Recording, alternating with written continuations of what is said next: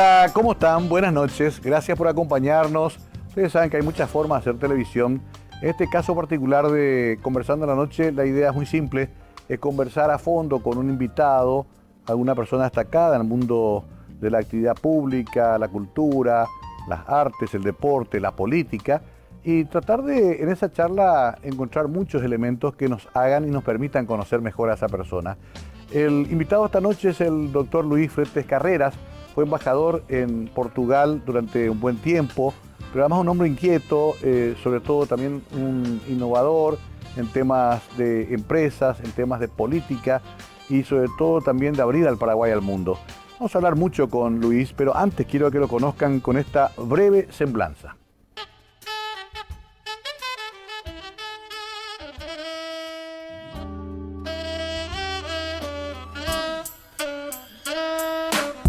Luis Antonio Fretes Carreras, nacido el 8 de octubre de 1964 en la ciudad de San Juan Bautista de las Misiones, casado con Marta Patricia Díaz Romero Hernández, tienen 3 hijos. Realizó estudios en 3 naciones sudamericanas, Escuela Adela Esperati, Asunción, Paraguay, y el Colegio Enrique Finot Santa Cruz de la Sierra, Bolivia.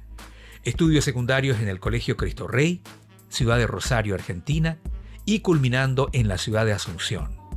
Tiene formación de grado y posgrado orientado a las ciencias jurídicas y políticas, relaciones internacionales y administración pública realizados en Paraguay, Chile, España y Portugal. Fue el primer embajador extraordinario y plenipotenciario del Paraguay ante la República Portuguesa, con sede en Lisboa, y concurrente con la República Argelina Democrática y Popular, 2009-2014. Ha publicado varios libros. Actualmente es profesor de Ciencia Política en grado y posgrado en la Universidad Católica Nuestra Señora de la Asunción, la Universidad Columbia y la Universidad Nacional de Pilar. Investigador del Centro de Estudios Internacionales del ISTE, Instituto Universitario de Lisboa, CEIUL, República Portuguesa.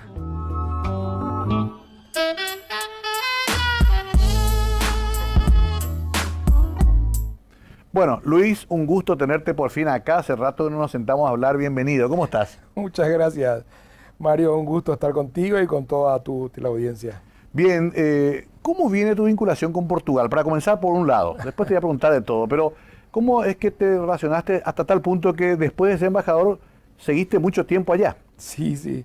Bueno, comenzó como una imposición o una casualidad. Sí. ¿Verdad? El presidente Lugo me invitó para ser embajador. Y una mañana muy temprano me llamaron por teléfono y me dijeron: queremos que seas embajador en Portugal.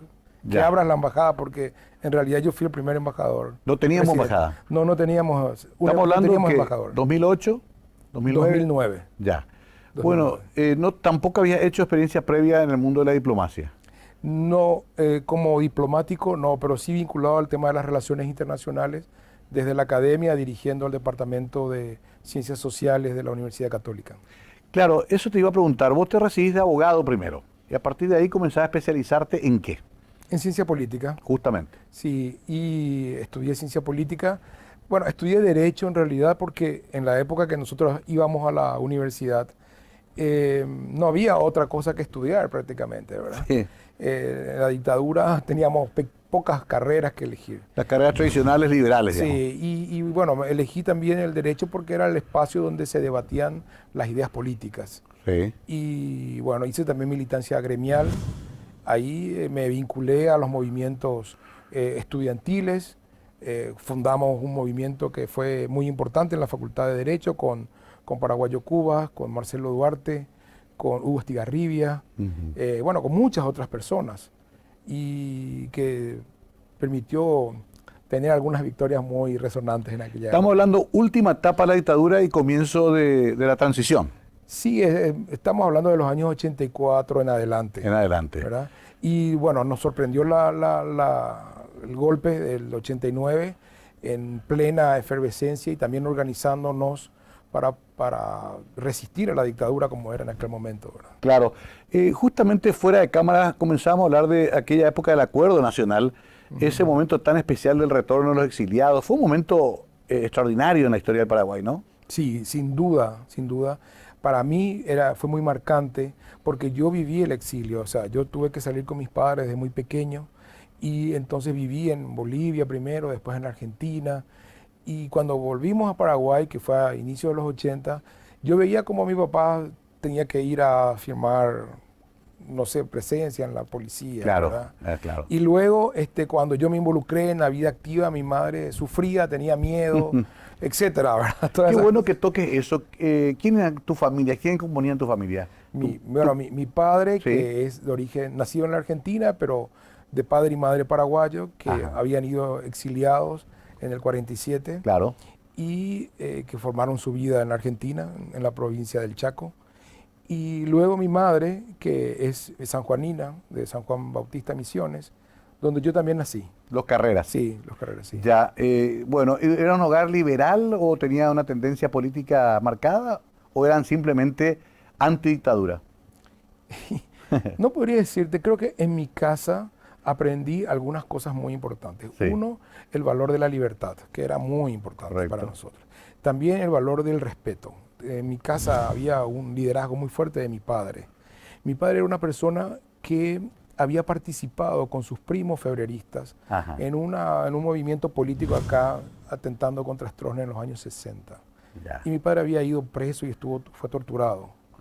Y tuvo el coraje de volver incluso clandestinamente al Paraguay. Querían volver ellos. Quería volver, siempre Sí. quiso volver y hizo todo lo posible. Y vos sabés, Mario, que tengo un enorme respeto por mi padre, porque años después, siendo ya funcionario de Naciones Unidas, trabajé en el Poder Judicial dirigiendo un proyecto.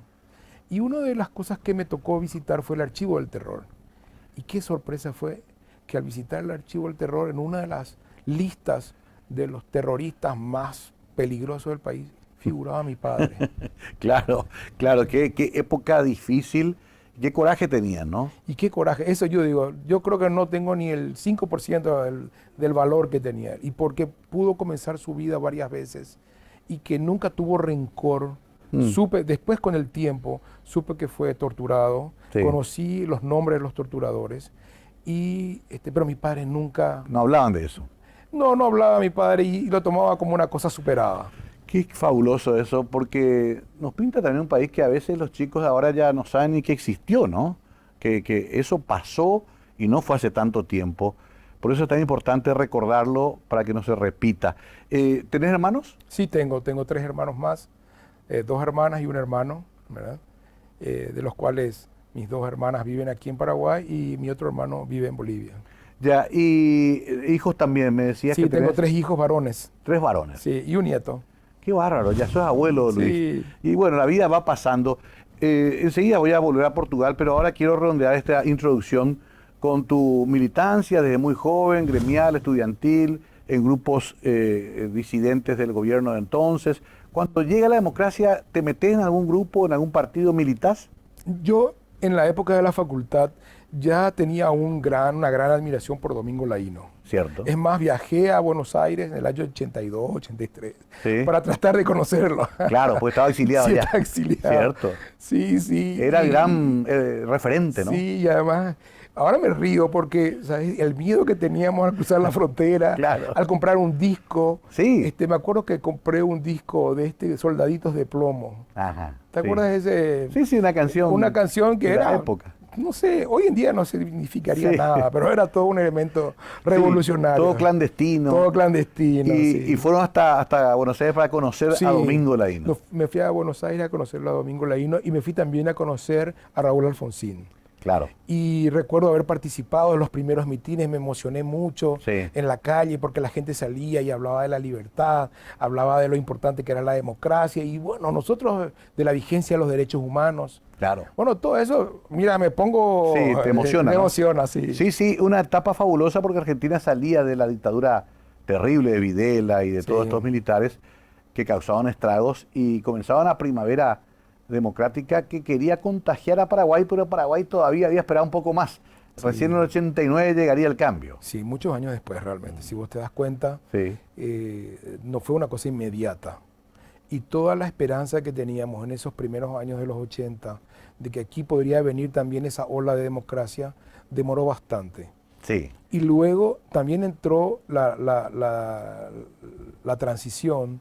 Fue una transición un poco, digamos, no estábamos confiantes.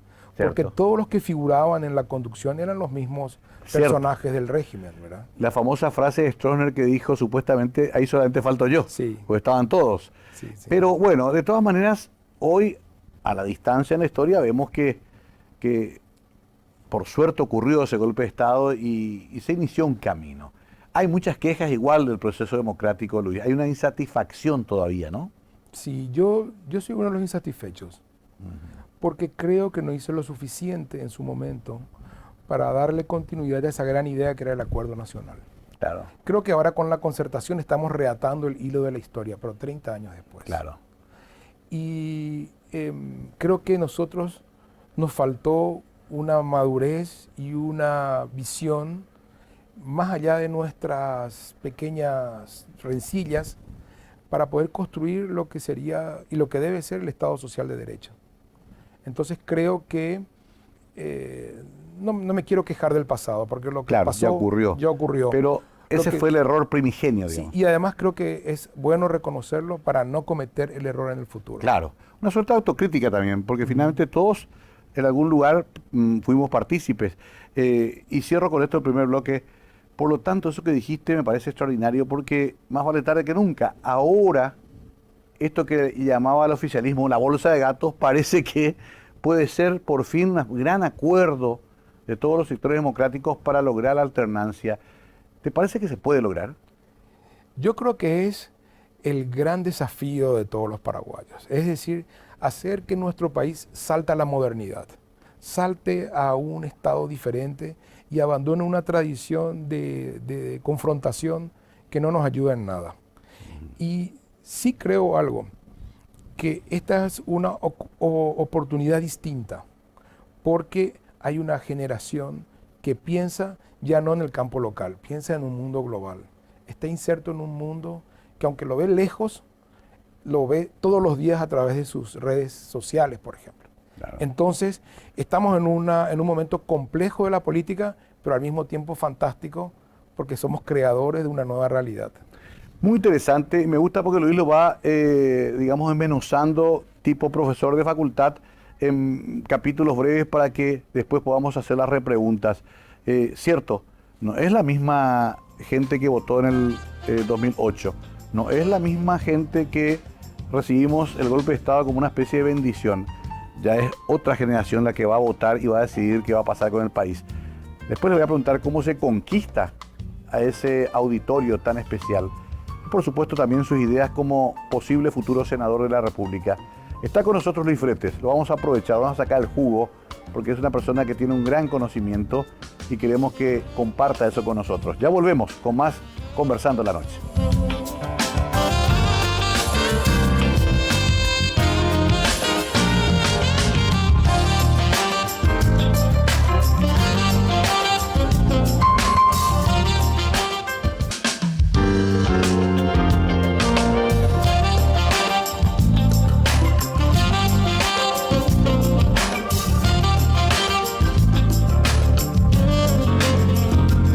Luis Fretes con nosotros, va a postularse como senador dentro de la concertación, enseguida hablaremos de eso, pero además son una especie de trotamundos, Luis, porque viviste en muchos lugares en tu vida, que tenés 57. 57. Y fuiste y viniste a varios lugares en tu vida, por el exilio mismo de tus padres, por tu profesión, por tu carrera, ¿no?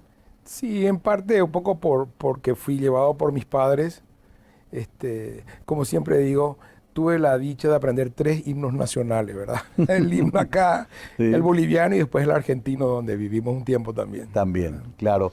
Qué curioso cómo uno va acompañando ese periplo desde sus padres, ¿no?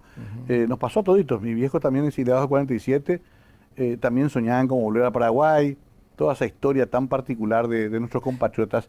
¿Eso te ayudó también a ver un mundo más amplio? No, ¿sabes qué? Me ayudó primero a saber quién soy. Ajá. Porque sabes que me acuerdo ahora una cosa que habrá pasado en tu casa, ¿verdad? Sí. Y es que mi papá los sábados y domingos tocaba el tocadisco. Claro. Perú Rimá era su grupo, digamos, ¿verdad? Sí. Y bueno, y entonces se escuchaban todas las polcas, todas las guaranias. Y mi papá era un cultor del chamamé también. También. Entonces yo aprendí Al principio no me gustaba porque estaba en otra época, ¿verdad? Claro. Pero después cuando veo en la retrospectiva de los años, me doy cuenta que con eso aprendí a saber de dónde vengo, quién soy, aprendí a conocer mi familia, cuál es el origen de mi familia, cuál es la historia de la historia política de nuestro país y de qué manera las familias paraguayas han viajado afuera, o sea, han partido del país por diferentes eventos políticos, el 22, el 47, bueno, mismo en la época de Carlos Antonio López, Sí. muchas familias fueron emigrantes y volvieron después, pero así, esa es un poco la historia de nuestro país, de que vamos y volvemos. Es así.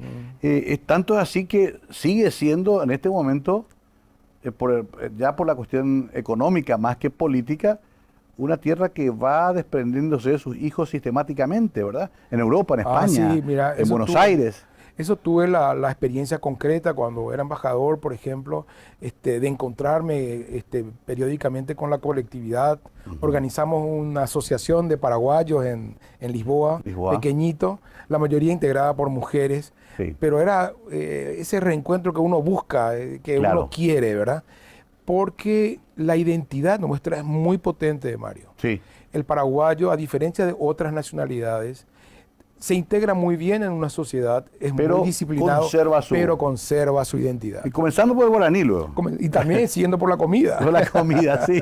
Yo tengo amigos también en todas partes del mundo y lo primero que me envían es los domingos en Chipaguazú. El asadito. Consigue mandioca, no sé cómo, pero en cualquier parte del mundo.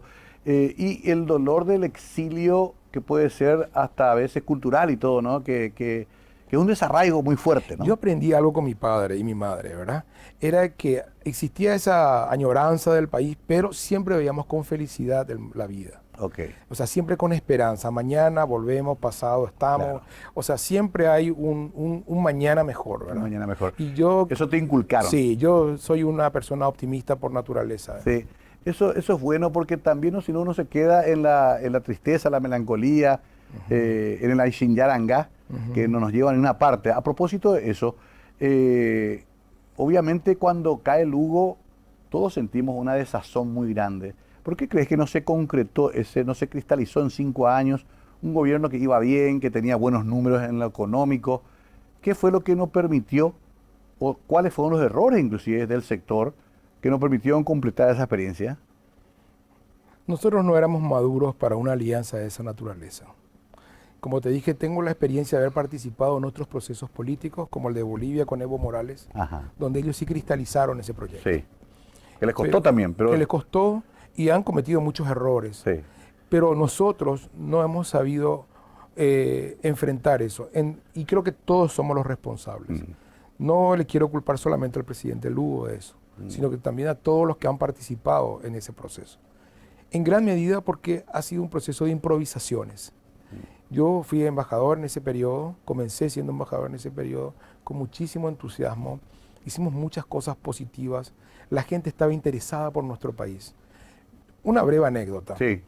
Estaba en una recepción de un país árabe, creo que era Arabia Saudita, y se me acerca una persona que era de Emiratos Árabes.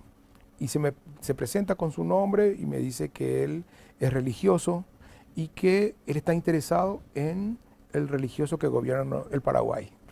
Claro. Y yo le digo, pero con mucho gusto, le digo, que le invité a la embajada para que venga. Y ahí hablando me dice que él es el presidente del Banco Islámico. Y lo invitamos a Paraguay. Y vino y se entrevistó con Lugo. Bueno, o sea, nosotros somos un país atractivo. Incluso cuando era Lugo presidente, la gente sentía atracción por conocerlo, por venir. Y creo que no hemos sabido dimensionar ese momento. En segundo lugar, creo también que los procesos de reforma políticas en nuestro país deben ser afrontados con mayor firmeza y mayor organización. Y entonces creo que ahí fallamos todos nosotros. Nos entusiasmamos con la idea de que somos todos muy buena gente, que somos todos, digamos, demócratas y que tenemos buenas intenciones. Pero al final tenemos que saber que la sociedad nos reclama algo mucho más profundo, que es organizar la sociedad y prepararla para mejores desafíos. Con los costes que eso puede tener. Claro, con los costes y también con la dedicación y la responsabilidad que exige. Ahí quiero ahondar entonces en esto. La experiencia señala que Lugo se queda solo porque también hubo un enfriamiento de la relación con el Partido Liberal. Vos, igual que yo, tenés muchos amigos de todos esos lugares y te dicen, no nos atendía más el teléfono del presidente, nos ignoró. Termina él con 4 votos en el Parlamento, nada más del apoyo.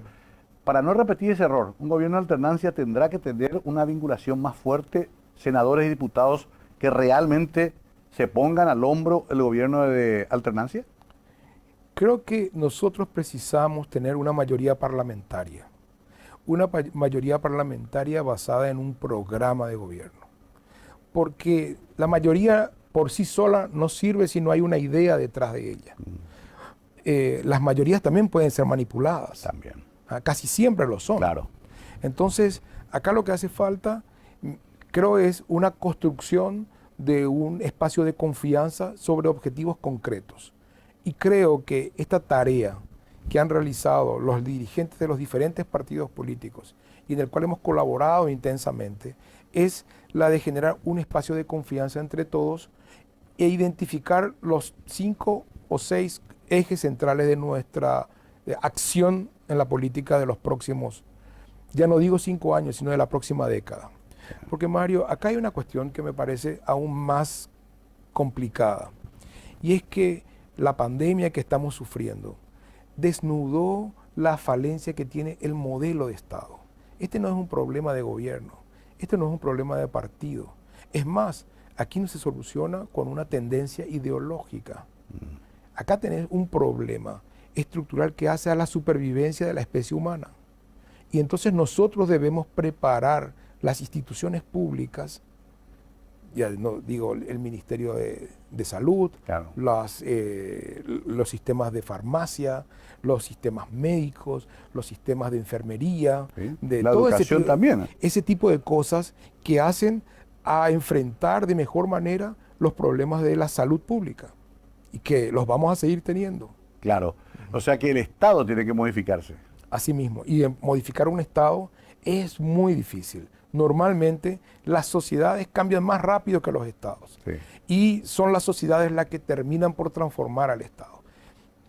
Creo que en este caso, el Estado que nosotros conocemos es un Estado débil, con una gran ausencia en el territorio, y al mismo tiempo un Estado basado en ideas antiguas, donde se presume que el Estado tiene que poner solamente dinero para que las cosas funcionen. Y no es así.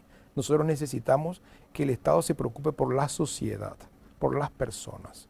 Y que estas personas son las que realmente van a transformar el Estado. Ahí dijiste algo interesante desde el punto de vista de que ya ni siquiera es tanto un problema de partidos ni ideologías. Se está dando una situación interesante en la concertación. Han llegado colorados, Hugo Estigarribia, muy reconocido, y otros. ¿Realmente se puede hacer un proyecto nacional como pretende Efraín Alegre, donde por fin dejemos ese atavismo de rojo-azul, pañuelo, polka? ¿Se puede hacer un gobierno de unidad nacional? Sí se puede. Estoy convencido de ello. Yo he recorrido el país en diferentes ámbitos y acabo de estar en Buenos Aires y en la provincia de Buenos Aires, con la colectividad paraguaya, Sí. hablando de esto. Nuestros problemas no son los colores. Nuestro problema no es la pertenencia a un partido político. Nuestro problema es que nosotros somos una sociedad que le impide ser verdaderamente libre y desarrollarse en un contexto de igualdad de condiciones. Claro. Ese es nuestro problema. Entonces, ahí lo que hace falta es tener una conducción de un Estado que esté relacionado básicamente con las necesidades de la gente.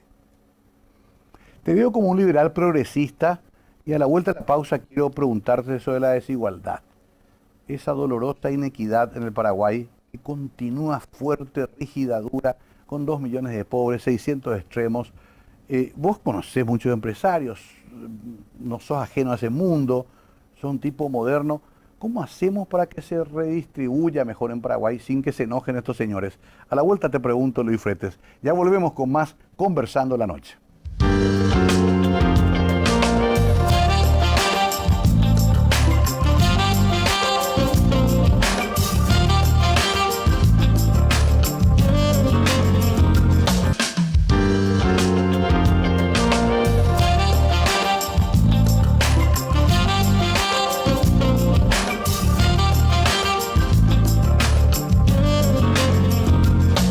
Mucho podemos hablar con Luis Fretes de muchos temas, pero yo le planteo uno antes de irme porque sé que es central y que es uno de los temas que va a tener que encarar él desde el Senado si ingresa o desde un gobierno de unidad nacional, que es la pobreza. Es nuestro mal endémico mayor, es el que imposibilita el crecimiento social. ¿Por qué es tan dura esa pobreza que no podemos modificar en Paraguay, Luis? Considero que la pobreza es el principal problema de nuestro país. Y no es un problema nuevo, es un problema que tiene generaciones. Porque nosotros tenemos generaciones de pobres que se van repitiendo. Y viene asociado con algo aún más grave, que es la baja calidad de la alimentación. Porque eso también trae como consecuencias efectos físicos. Totalmente. Y entonces hoy en día tenemos graves problemas, especialmente en el sistema educativo, de comprensión, por ejemplo. Claro. Entonces eso es una cosa que nosotros estamos condenando a nuestra sociedad a que tengamos una porción de ella en una condición infrahumana realmente. Trabajé mucho con UNICEF en el famoso tema de la alimentación de 0 a 5 años. Que es fundamental. Y en eso estamos en un déficit grande. Sí. O sea, ese chico ya no tiene la misma oportunidad que tu hijo o que el mío. Así mismo. O sea, ya está precondicionado, digamos, a tener menores capacidades de conocimiento y de desarrollo. Y esa es una de las tareas fundamentales de un Estado moderno. De un Estado que se precie de respetar los derechos humanos. Porque si nosotros garantizamos una adecuada alimentación de nuestros niños en su primera etapa, desde el nacimiento hasta los 10 años, le estamos garantizando a él la posibilidad de aspirar a una vida diferente y de emprender actividades que probablemente si no tiene las condiciones físicas no la podrá hacer. Entonces, sin duda alguna, esa es la primera de las pobrezas que tenemos. La gente habla mucho de la pobreza monetaria, sí. Es decir, que no alcanza $1 por día a adquirir, como son las mediciones internacionales. Sí. En realidad, la verdadera pobreza se da en este elemento que es la baja calidad de la alimentación. Es la primera de todas las pobrezas. Un gobierno que asuma el 223 tiene que atacar ahí primero. Sin duda alguna. Y nosotros tenemos todas las condiciones para hacerlo. O sea, somos un país productor de alimentos. Por naturaleza tenemos todas las condiciones.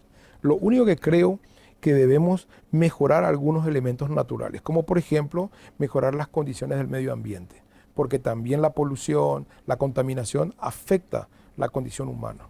Y la otra es el de proteger el agua, porque acordate que el agua es un elemento vital para la vida de los seres humanos.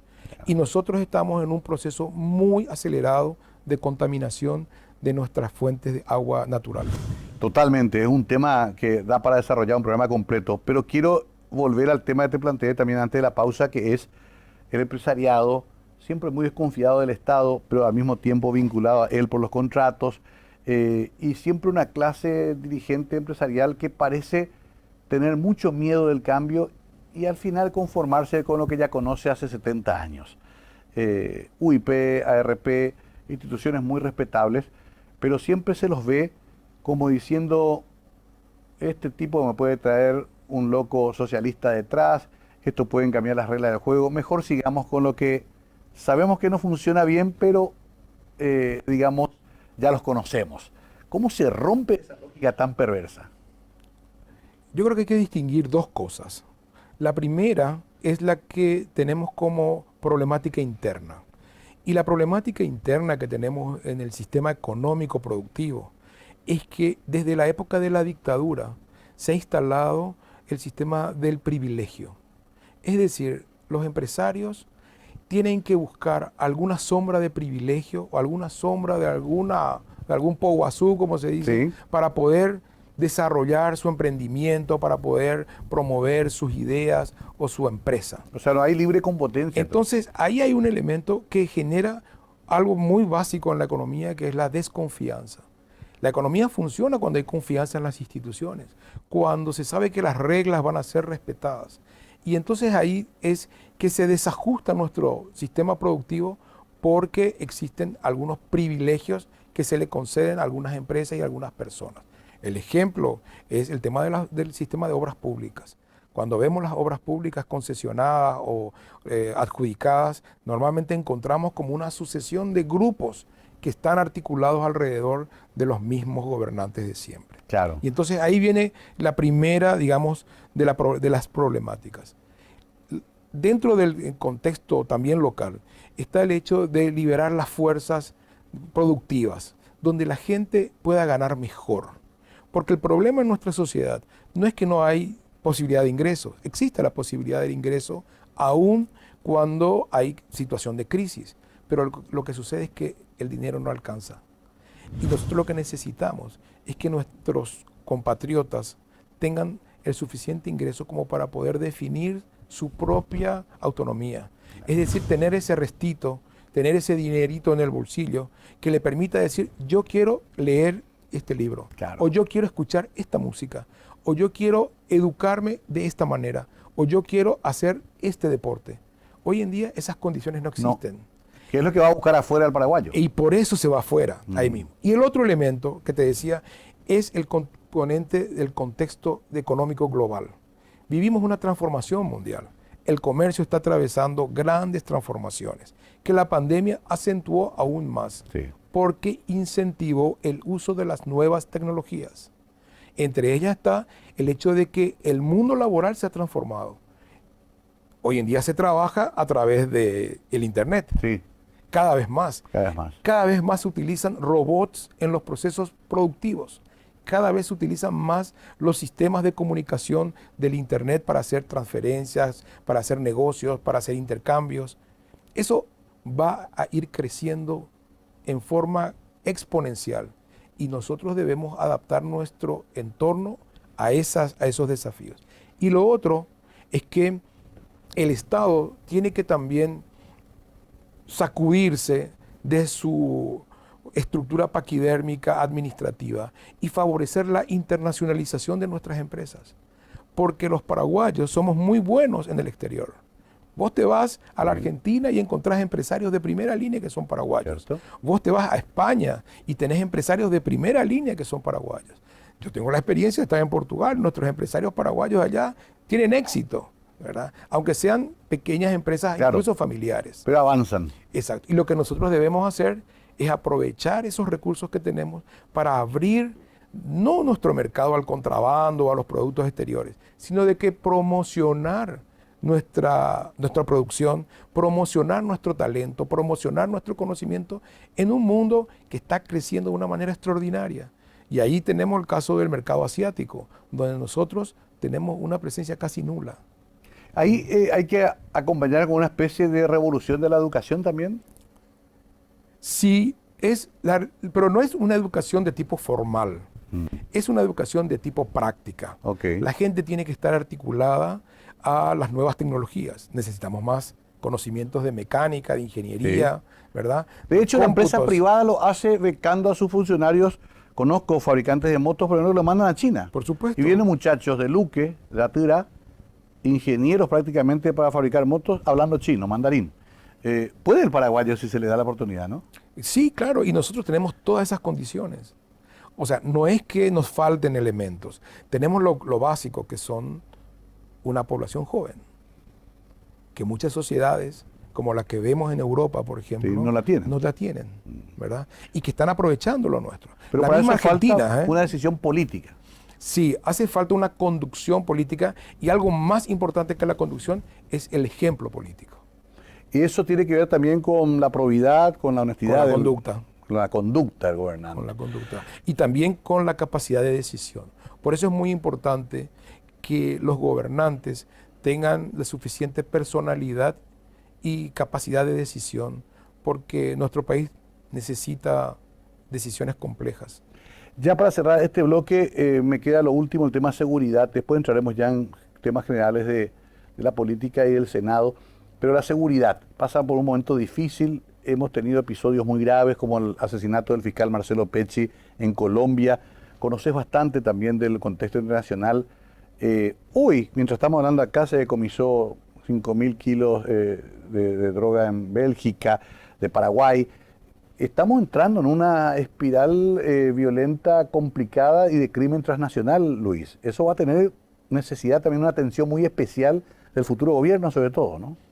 Nosotros ya atravesamos una crisis muy fuerte sobre esto. a veces nosotros perdemos de visión eventos que son muy marcantes. Y a mí me afecta mucho porque yo soy muy cercano a la familia Denis, a Oscar, Sí. y a su familia, sus hijas. Correcto. Me ha tocado pasar momentos difíciles con Tenemos un ellos. vicepresidente secuestrado. Exacto. Eso es algo que a todas luces te dice que nuestro gobierno y nuestro sistema de seguridad son frágiles o no existen. Está fallido, ¿no? Vos sabés que hay gente del extranjero que me dice eso. ¿Cómo un vicepresidente va a estar desaparecido? Imagínense ustedes, me dicen, un vicepresidente argentino, no vayas tan lejos. Uruguayo, brasileño desaparecido. No, ¿y sabes qué? El ejemplo más claro es que no tardaron 3 meses los colombianos en encontrar a los autores del asesinato del fiscal Pech. Claro. No tardaron 3 meses. Y Colombia es un país que tiene casi 50 millones de habitantes. Sí, mucho más complejo a nivel de geografía que el nuestro. Y donde, exactamente, donde es más, tienen un sistema que vienen de una guerrilla y una guerra civil prácticamente gigantesca que tiene 50 años. ¿Cómo es posible que ellos puedan resolver un caso de esta naturaleza a esa velocidad? Y nosotros tenemos casos que tienen décadas, como la muerte, el asesinato del doctor Argaña, por ejemplo, que nadie sabe quién lo mató, en definitiva. Hay unos condenados, pero en definitiva no se sabe quiénes fueron los autores morales, por ejemplo. Bueno, tengo que hacer la última pausa. Me quedé pensando en que entonces, aparte de la seguridad, también va a ser necesaria una reforma de la justicia, del sistema de justicia, Ministerio Público, Poder Judicial. O sea, ese tema también quiero tocarte antes de concluir este programa, donde estamos hablando con Luis Fretes, que como le dije al principio, es un hombre de mucha experiencia, ha sido embajador en Portugal, pero además ha cumplido muchos otros roles, siempre vinculados a las políticas públicas, y hoy se ofrece como candidato a senador en la Concertación. Si no fuera ahí, seguro tendrá otro lugar en un gobierno de alternancia. Ojalá se pueda contar con su talento para mejorar las cosas de nuestro querido Paraguay. Ya volvemos.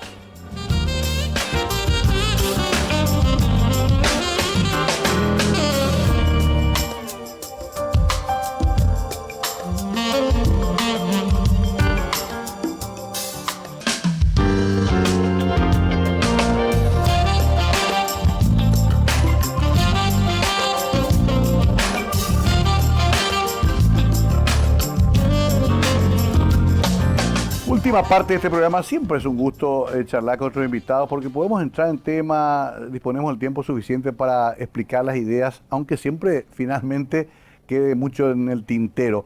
Luis, de esto que decías último, queda también lo judicial, el gran tema del Ministerio Público, que ahora lo vimos, los fiscales votan en las internas coloradas.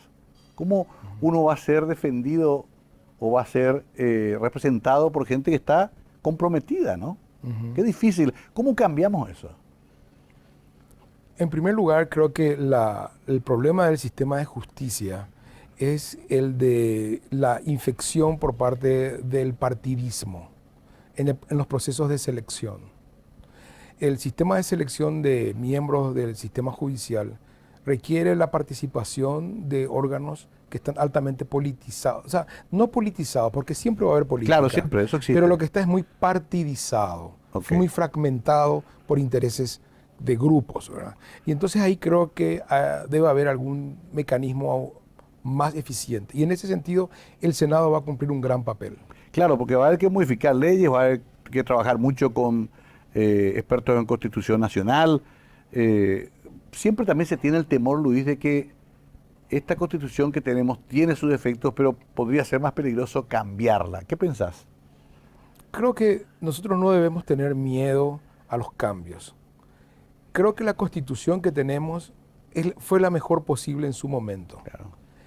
Sin embargo, debemos reconocer que muchos elementos de esa Constitución fueron imposiciones que no son adecuadas para un Estado democrático, como fue el caso de la exclusión de los paraguayos que vivían en el exterior para votar, por ejemplo, ¿verdad? O como la limitación de los gobiernos departamentales en tener mayor autonomía para la gestión pública.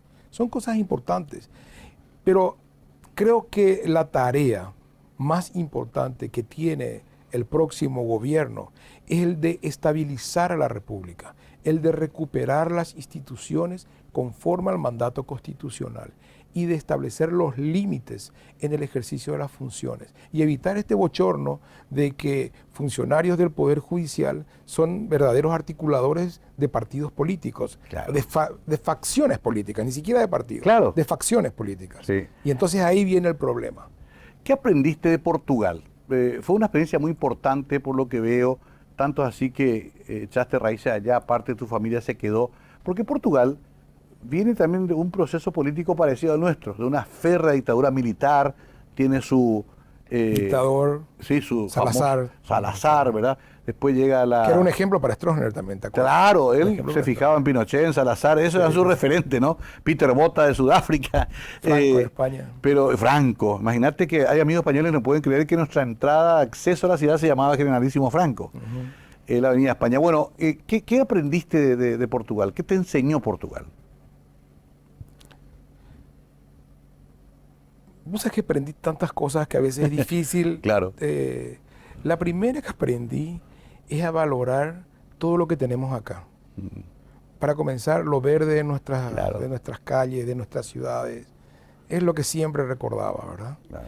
Después lo otro que encontré en similitud es la identidad. Nosotros somos un pueblo que tenemos una identidad muy, muy fuerte. Ellos también. Con una diferencia. Ellos son ciudadanos del mundo. Claro. Los portugueses son los navegantes por antonomasia, son el Sí, ejemplo, el ejemplo. ¿verdad? Son los que fundan Nueva York, pero también Ciudad del Cabo, Sí. son los que están en todos los cantos del mundo, ¿verdad? Pero siempre con su identidad, con su idioma, con su tradición. La otra es que yo aprendí personalmente a valorar el papel de la política que no sea personalista, es decir, que no se preocupe por la confrontación con la persona, sino que se preocupe por la confrontación, por los problemas. Esa es una diferencia entre la política portuguesa y la política de otros países. Ellos se concentran mucho en los problemas. Sí. Y entonces el problema personal, la disputa personal es un segundo plano. Lo más importante es concentrarse en el problema para ver de qué manera se soluciona. Qué interesante eso, porque uno se acuerda de Suárez, otros líderes, pues ya pierde un poco la pisada, porque en realidad no tienen líderes mesiánicos. Ahí sabes que hay una cosa fantástica. Conocí a Mario Suárez. ¿Conociste? Sí, conocí y en una noche estaban embajadores de varios países, así, se me acerca y me dice, ¿sabe qué, embajador? Yo lo único que tengo pendiente en mi vida es conocer Paraguay. Me dice. Mario Suárez. Mario Suárez. ¿Y por qué? Le digo, porque cuando yo me fui en los años 70, la Internacional Socialista me envió a América Latina para ponernos de acuerdo con todos los partidos socialdemócratas. Claro. Y el paraguayo era el partido febrerista. Sí. Y entonces él tenía una invitación para venir acá. Y entonces él se presentó en la... fantástico como lo contaba él. Ajá. Se presentó en el consulado. Y como sabía que aquí había muchas restricciones, etcétera, se presentó como Mario Suárez comerciante. ¿Verdad?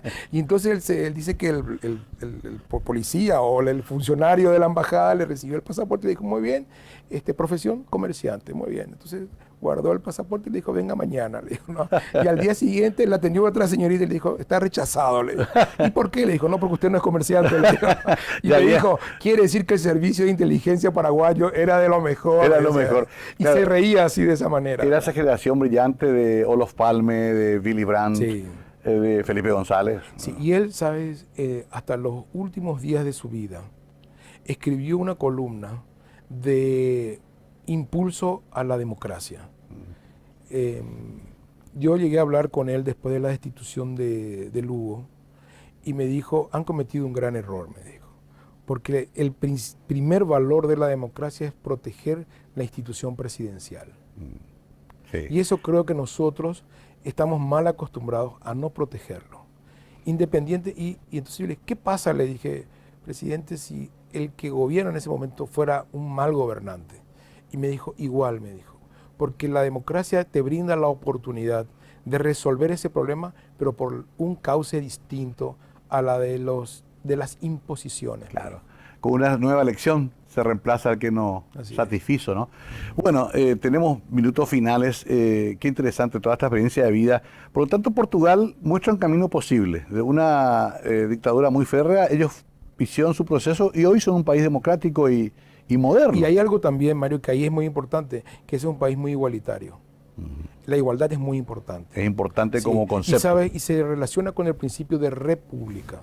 La igualdad está vinculada al republicanismo. ¿Se podría aspirar a eso a Paraguay? Claro que sí, yo creo que nosotros tenemos esas condiciones. Bueno, y por último, querido Luis, yo te agradezco una charla muy enriquecedora siempre contigo. ¿Qué soñás con respecto a Paraguay justamente, y sobre todo si se diera el triunfo de la concertación?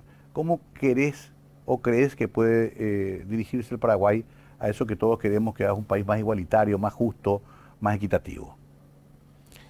Es una pregunta difícil, Mario. Te voy a decir por qué.